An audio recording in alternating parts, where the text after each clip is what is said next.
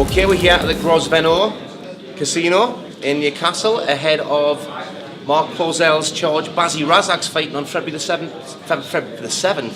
at Gated Leisure Centre. Mark? Yeah, it's a great fight for Baz, you know.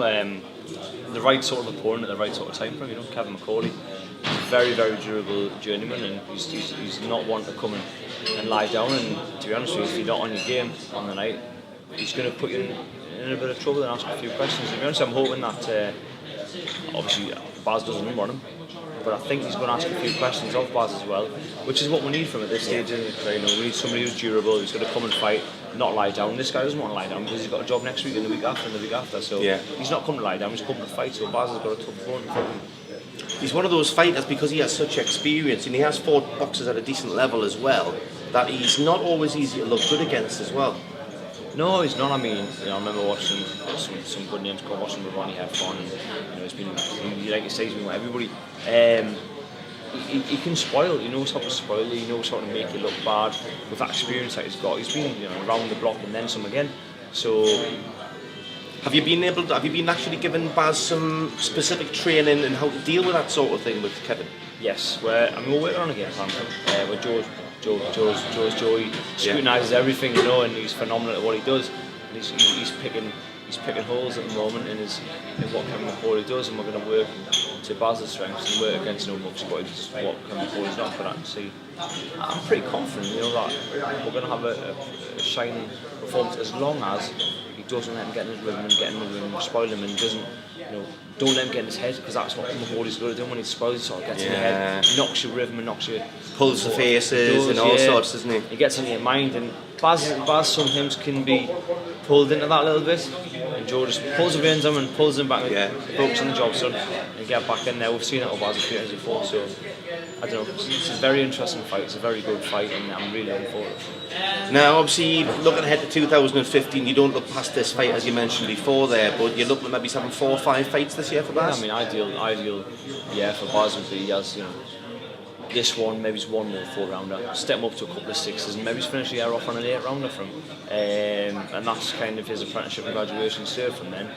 You know, 2016, we can, providing that everything's went well this year, we can really step him up. You know, he's only had 3 fights, so he needs a good 8 or 10 fights before he starts even looking at, right, we're going to fight for this, or we're going to aim for that time. Let's just get him his education first, let him learn the ropes, take his time, step him up correctly, and then when he's ready to be let off the leash, we'll let him off the leash.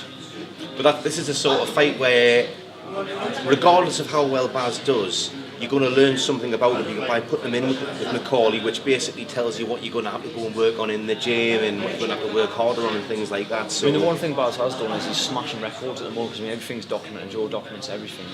Times of run, punches per round, you know, how long it takes him to recover, his weight monitored every week, you know, everything's wrote down, timed, and it goes back, you know, since his amateur days, 10 years. So everything's, you know, calculated and looked at, and what he does, looking at how fast he's losing weight, like I say, times his runs, and he's smashed everything already, because as soon as the last fight in November there, there were a couple of days off, and I said, Baz, look, we've been off, potential to fight in February, let's just stay in the gym, son, and just keep fit, keep taking over, and we'll be ready, no problem. It'll take a few weeks to get ready, but say a few weeks to get ready, what I mean, he's already ready, just need to really up it, and yeah, he's looking phenomenal. You guys will find out how good he's looking when he's sports tomorrow night. Now, obviously, I've did the interview with Baz before there. Now, there's a little bit of confusion in terms of, does he have a boxing name, does he have a nickname? Obviously there was the Asian Sensation, there was the Beast. He's happy with Bazzy Razak as his manager, and you know obviously how the game works. What's your thoughts on that subject? For me, I've always said Baz should be the Asian Sensation, and it wasn't anything about just, you know, it was the name. It just sort of sat well with Baz. You know, he's the only Asian professional in the North East, well, Newcastle. And in his performances and what he does, and you know, his whole charisma, and when he's in that ring, people are already talking about when, you know, for the last one, when I told Brian, the MC, I said he's got a ring name. I said, yeah, the Asian Sensation. And Baz was dead against it. He said, no, don't call it. I said, Baz is a fantastic name. I know. I said, it really suits well. He doesn't want to categorise himself, and I understand that. And I said, yeah, I do, Baz. I said, but at the same time, you should be proud of what, you know, your race, your religion, and all the rest of it. I said, so I asked Ryan to call him the Asian Sensation, and since then I've actually had people say to us, I was like, see the lad they called the Asian Sensation? I said, yeah, that's him, yeah. Oh, what a fight this fight was, I remember watching that one. So already, I mean, just after one short fight and a few short months, people have already said the Asian Sensation, the name's starting to catch on. In 3 fights, 3 wins, 3 knockouts, and the way that he's done it as well, it is sensational, so it does fit. It does, I mean, the Asian Sensation, I think that name's just going to, I think it's going to stick, to be honest with you. Well, but we'll have words with him at the gym tomorrow night. I'll tell you what, give him a few more fights, I'll have it on his shorts. Watch.